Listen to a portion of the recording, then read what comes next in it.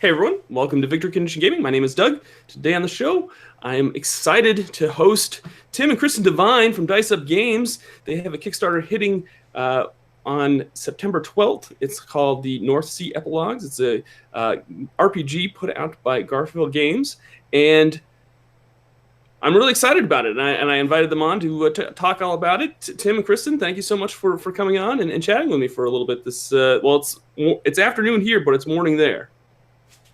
Hello. Hi, thanks so much for having us. Yeah, thank you so much. Well, I'm excited to talk all about this Kickstarter. And of course, my wonderful co-host with this session is the amazing and talented Amanda Kahl from ageofnight.com. Amanda, thanks for coming on and helping me with this session. Yes, thank you so much for having me. I'm excited to talk about this game. And you should be, because you actually got to play this game with Roll to Play a little while back, and because they have an episode of an actual play of this game that's hitting their podcast here probably during the Kickstarter. So I'm really excited to hear about what you have to say about this game as well. All right, so let's talk a little bit about Tim and Kristin first. You guys want to introduce yourselves and tell folks who you are, what you do, and maybe talk about how you got into gaming a little bit. Sure. Do you want to go? Yeah, so I didn't get into gaming, or first, I'm Kristin Devine. Hi. I didn't get into tabletop gaming until I met Tim. I was a video gamer pretty much my whole life. Nice. And then when I met Tim, he introduced me to D&D, Star Wars, and the like. So I've been playing off and on for, I guess, 13 years now. 13 years. Wow. Yeah, and then about 3 years ago, we decided to kind of form Dice Up Games because we love to play and hack and design games so much. So, yeah. Very good. Yeah. And you guys have had some pretty notable hacks that have gotten some mention online. You want to tell us what those are? Oh, sure. Yeah, we have a couple of hacks of a game by John Harper called his game is Lasers and Feelings, which is a one-page micro RPG that's basically like Star Trek, but super rules light and zany. Mm-hmm. Because he released it through Creative Commons, people can hack it and re-release it with the proper attributions and all that. So we put out two hacks. One of them is Truth and Daring, which is sort of a Stranger Things, E.T., Goonies inspired one-page RPG that lets you kind of just jump right in and start playing a fun game, usually like a one-shot. The other one is Wits and Chivalry, which is okay, so it's a Monty Python it's a Monty Python basically style game where you're playing medieval knights. It's very, very humorous and comedy focused, and Kristin came up with the brilliant idea because Monty Python is so character swapping, where one small group of people play many roles within the show or within an episode or movie, and so the idea there is everybody is playing a knight, and you make your knight who's either more wits or more chivalry, and then you also make a companion, and the companions and knights are swapped. So half the group is going on one part of the adventure with the other group being companions, and then they swap for the other half, and it ends up being a tremendous amount of fun because one of the mechanics encourages you to talk in an accent. So it's nice. It makes for a very fun play. But those are the two hacks that we have on our site, diceupgames.com, for free, and you can hack. And they've also been translated to French. Oh wow, nice. Yeah, I knew that the online community really kind of got into your hacks. So it's pretty awesome to see folks get excited about when certain things get created like that. Now let's talk a little bit about the North Sea Epilogues. This is a big deal for you guys. This is exciting stuff. It's very exciting. It's very exciting. This game is set in the North Sea Games universe. Is that correct? That Correct. Garphill puts out. Let's talk a little bit about how did you start that collaboration with Garphill Games? Oh yeah, well, I mean, we had been playing with our local group. We had a local group of friends that we connected with. That's a very large gaming group. So we've had up to 10 people at the table playing role-playing games. And games like traditional games like D&D just don't really support that large a group as well, and all of those players came from that system. So what we did was Kristin and I hacked designed our own system to allow for a much more streamlined play, but still get the same amount of story, if not more, for our table with that many people. So that's kind of where we started, was designing a system that worked for our group of players, and in a way sort of like made it more story focused. So like a lighter rule system, less worrying about the mechanics and consulting books and tables, and more just play. And then Nice. we had, so we started out playing like a Star Wars game. We hacked our own system to play a Vikings themed game, and for about a year and a half, maybe 2, we were playing a Viking themed game that was very, very reminiscent of like the History Channel TV series Vikings. So a little bit gritty, no fantasy, no magic and mythology to it, other than the feel. So the tone had a little bit of mythology, and people could bring that in, but it wasn't like you're fighting Valkyries and giants and dragons. So it was going really well. I mean, we've been playing it for so long, the same campaign. It was a lot of fun, and we had noticed because we're big Viking fans, Shem's board game series by Garphill Games was just so beautiful, and it was already a trilogy at that point. He had released the Explorers. We played it. It's just such a beautiful game, and I thought, wow, like we could easily like try to put out an indie release of like our system and say, hey, this is Viking, but to be able to sort of have something that's already established that people already love, but they didn't have a role playing game, any element to it. So I thought, okay, well, just on a whim, we emailed him. we said what we were about, what we thought, and asked him if he'd ever thought about doing this and what we had done. And very quickly, he responded with, I'm interested. And so it was one of those things. He's like, tell me more. And so we got really excited, probably a little too excited. And then, and he, Shem was actually, he mentioned that he was like boarding a plane at that, to one of the Essen Spiels, like where his games were nominated for a pretty prestigious award, and so we were like, okay, maybe we're in over our heads. Okay, but no, it ended up being a great collaboration. It was last July that we connected, so July 2017. So the game has been in development and in play and variations and testing for 3 years, and the game collaboration with Shem has been for over a year now, and it's been fantastic. That's awesome. That's really cool. Can you give us the North Sea Epilogues 2-minute sales pitch? Like if you were to like just approach somebody and say, hey, if you're into RPGs, this is what this game is all about. Like give us like everything that like you would like just have. I guess if you wanted to just sum it up in like 2 minutes, how would you sum up the North Sea Epilogues? I always tell folks this is like one of my standard questions that I always ask. Kent has his standard question, which I will ask later on. Kent from Roll to Play Podcast. Yeah. So I've kind of stolen his question. This is my question. Like, give me the 2-minute sales pitch for your game. Okay. All right. Do you want me to go or do you want to go? No, go ahead. Oh man. I can add on. All right. Well, I'm a terrible salesman, so already I'm tanking this pitch, but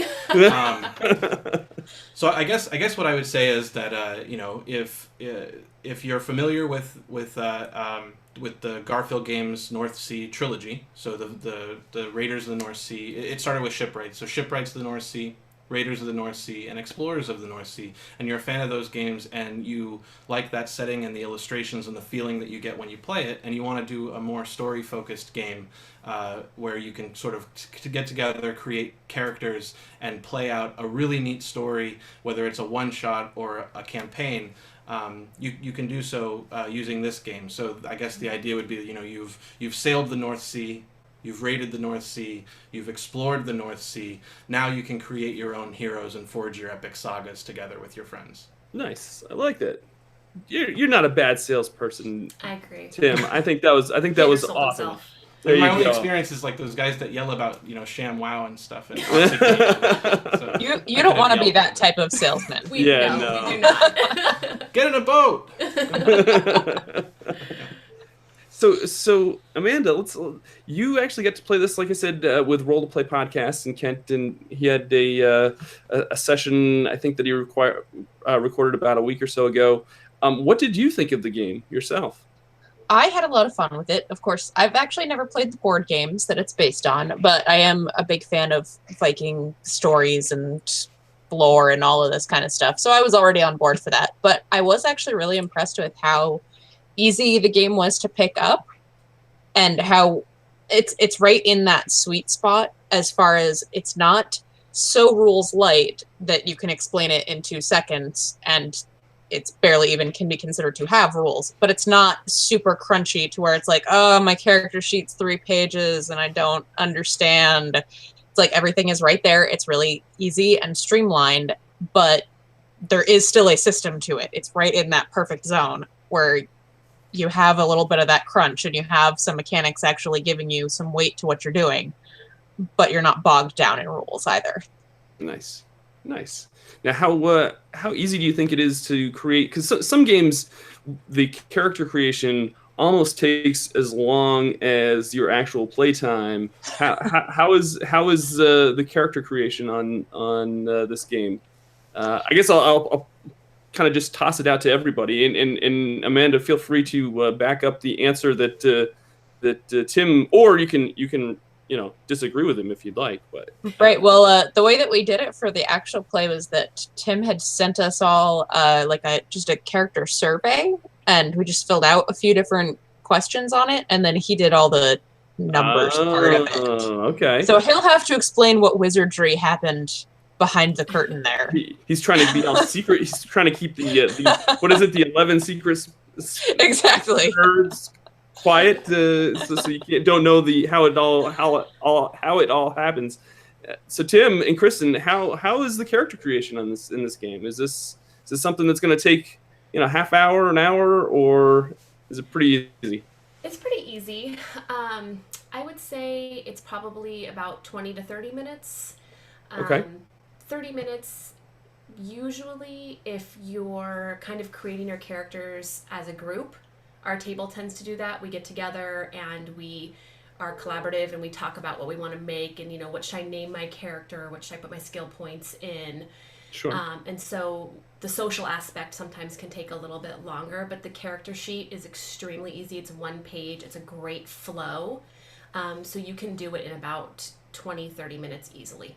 Nice. And actually, Garphill Games spoiled the character sheet on their Facebook page, yep. So that was really awesome to look at. And if you haven't checked it out, go like their page on Facebook and check that out while you're there.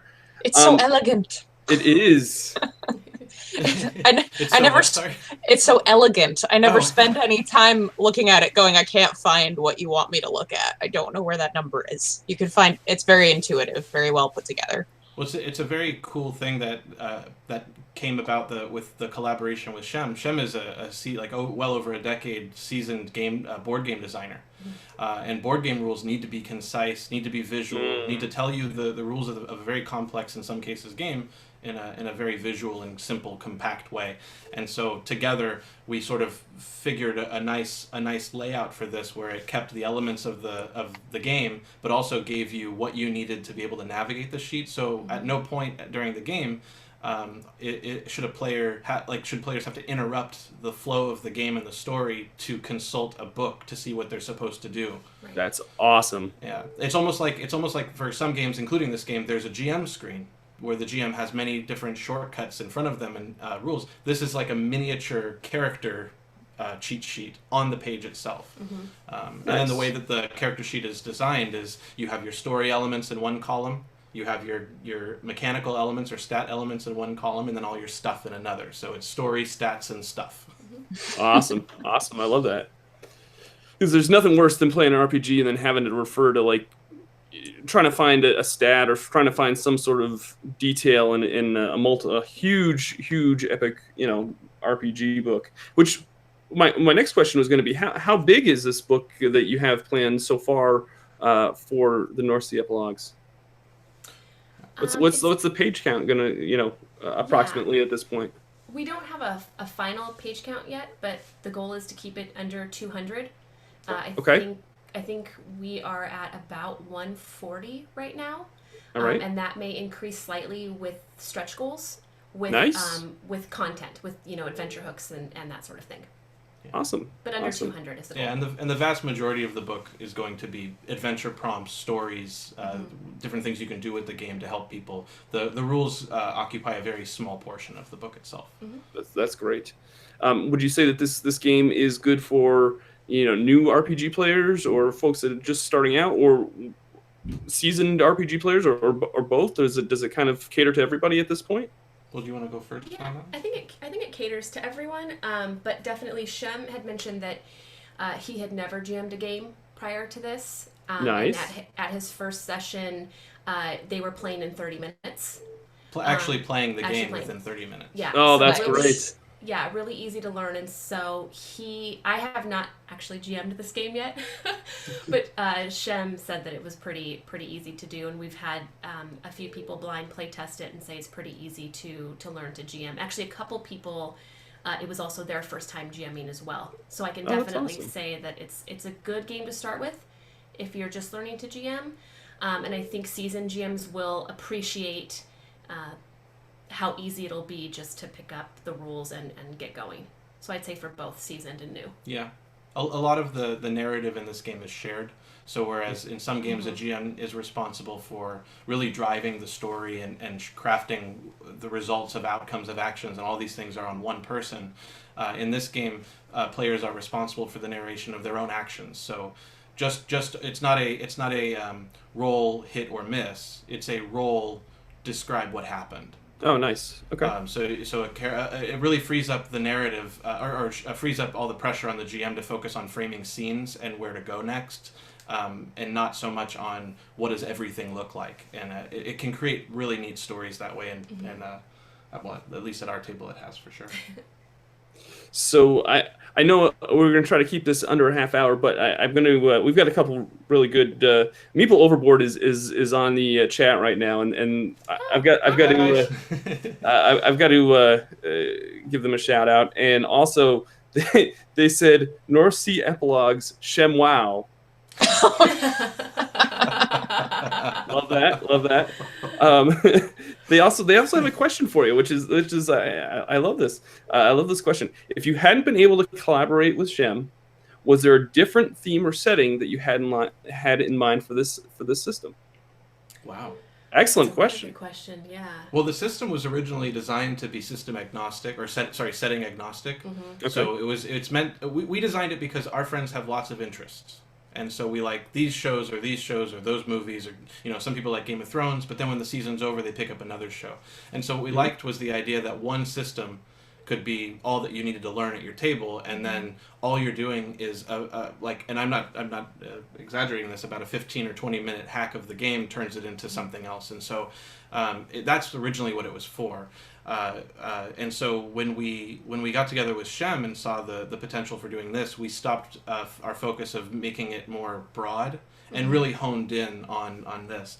I think that what really changed our focus to the North Sea Epilogues was making it fit their setting and their the feel of their board games.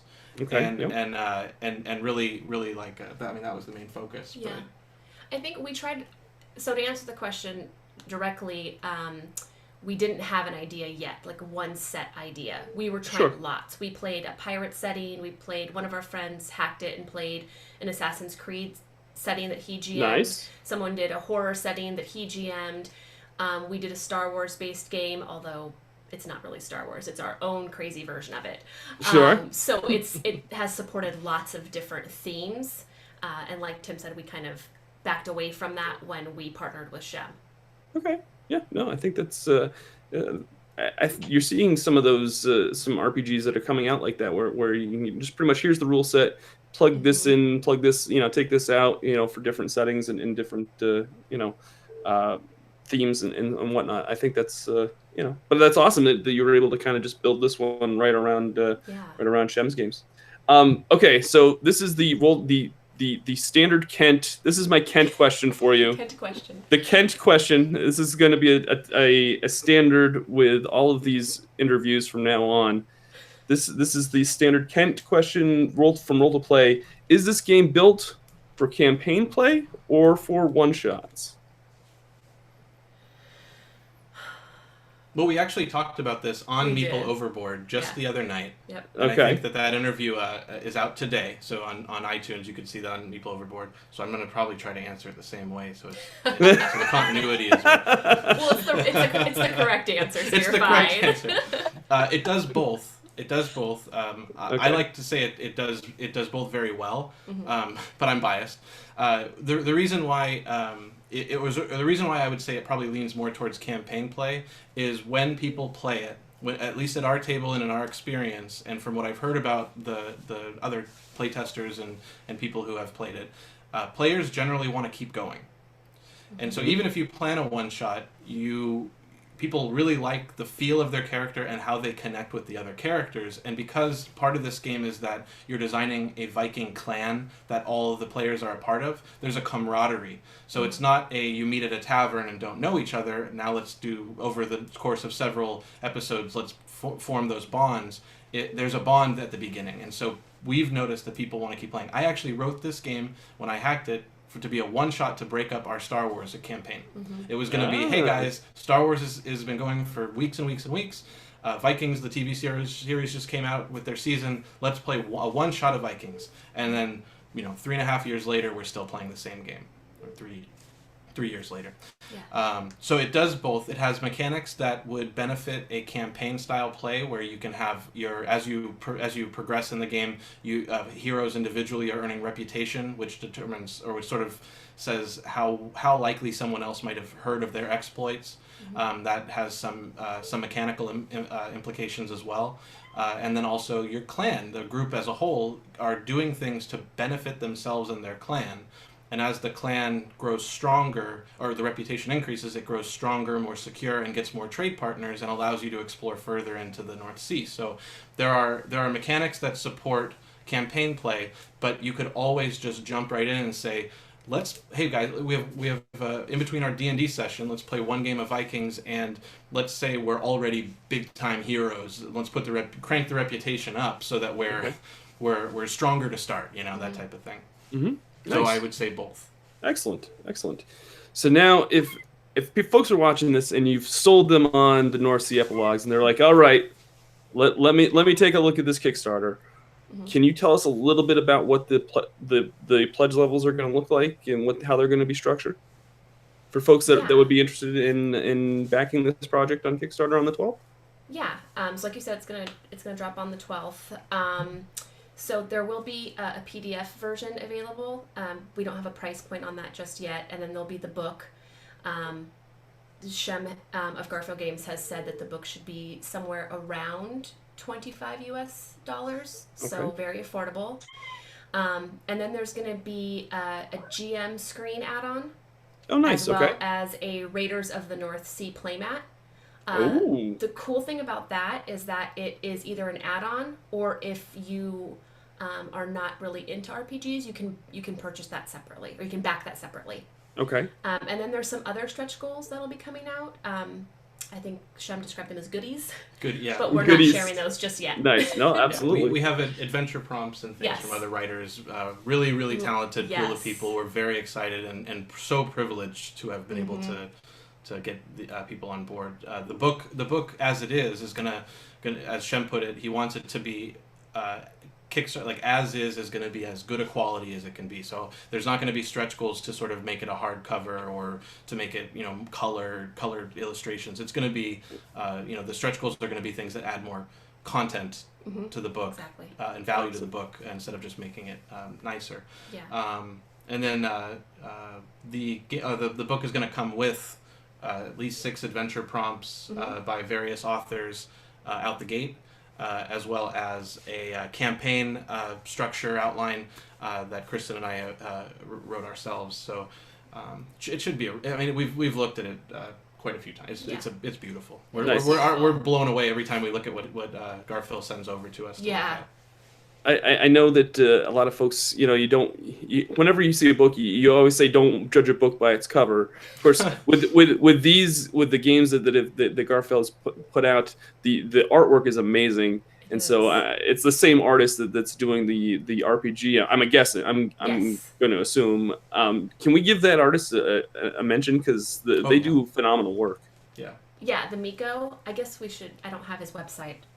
I should have had that, but I'm sorry, I should have. no, that's okay. Well, yeah, we can share. We've been sharing a lot of his stuff, and he's on social media. But nice. Yeah, the Miko's amazing, and the book is going to have a lot of custom art. So some of the art from the game series is going to be in the book, sort of to give it that same kind of continuity and feel.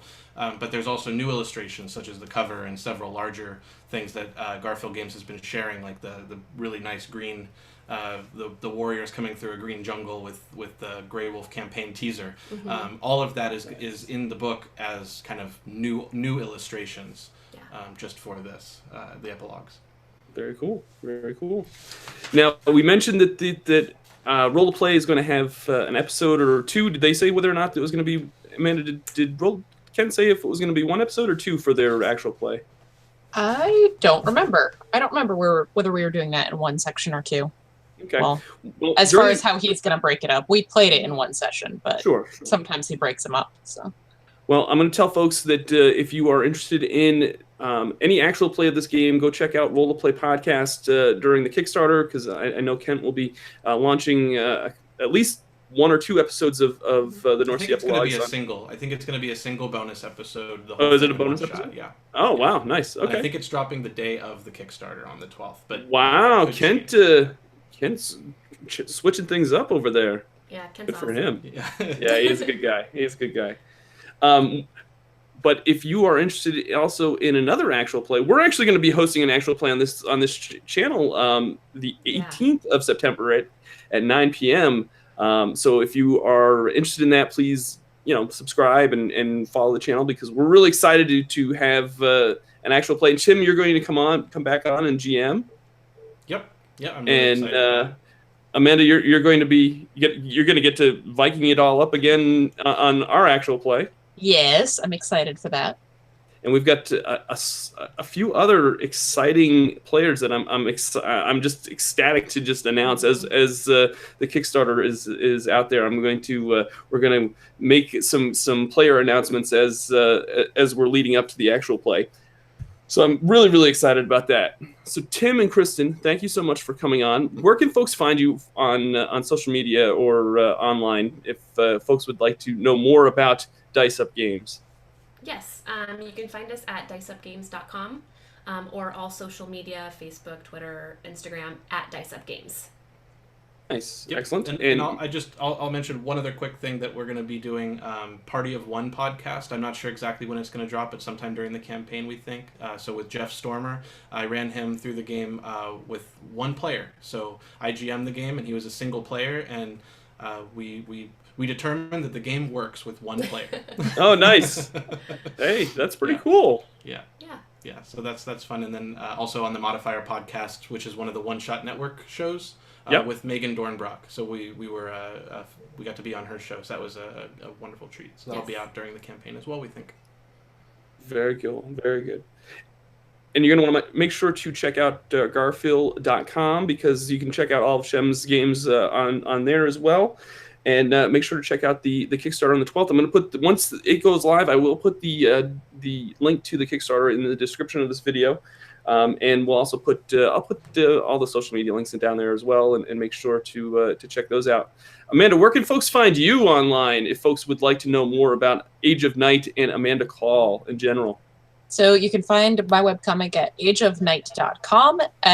You can find me on Twitter, the same thing, at Age of Night, and Instagram is Amanda Kahl Art. Very cool. Very cool. Is there anything else that you'd like to add before we sign off? Divines, was there anything that I missed that was not included in my notes?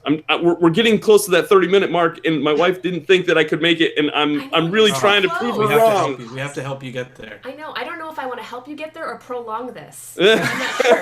No, I don't think there's anything else on our end. Just thank you so much for having us. We really appreciate it. It's been a really fun chatting with both of you. Absolutely. And Tim, always a pleasure to be you've been on the show quite a bit. And Kristin, we're going to have you on for an actual play at some point. I know. Can I please come on your show? Yes, you That's absolutely why I'm here today. can. Actually, that's the only reason why Tim's been on, because we want Kristin on the show he to was do the some gateway. actual play. Yeah. I understand. So Very cool. Very cool. Thank you guys so much for coming on. Much success on the 12th. I'm so excited to see that drop, and I can't wait to see it just explode on Kickstarter. Maybe you'll break Kickstarter online when that launches. That would be epic. That would be epic. I am pretty clumsy. Thank you. Say hi to Shem for us, and tell him best of luck for us as well. And everybody, if you like this session, please give it a like down below on the YouTube channel. And like I said, if you haven't subscribed to the channel, please consider subscribing. We have a lot of fun on here, and we host awesome folks like the Devines and Amanda Kahl. I mean, come on, that should have you coming back each and every time we podcast. All right, folks, that's going to do it for me. My name is Doug. This has been Victory Condition Gaming, because winning shouldn't be the only victory condition when you get to the table. We'll see you next time.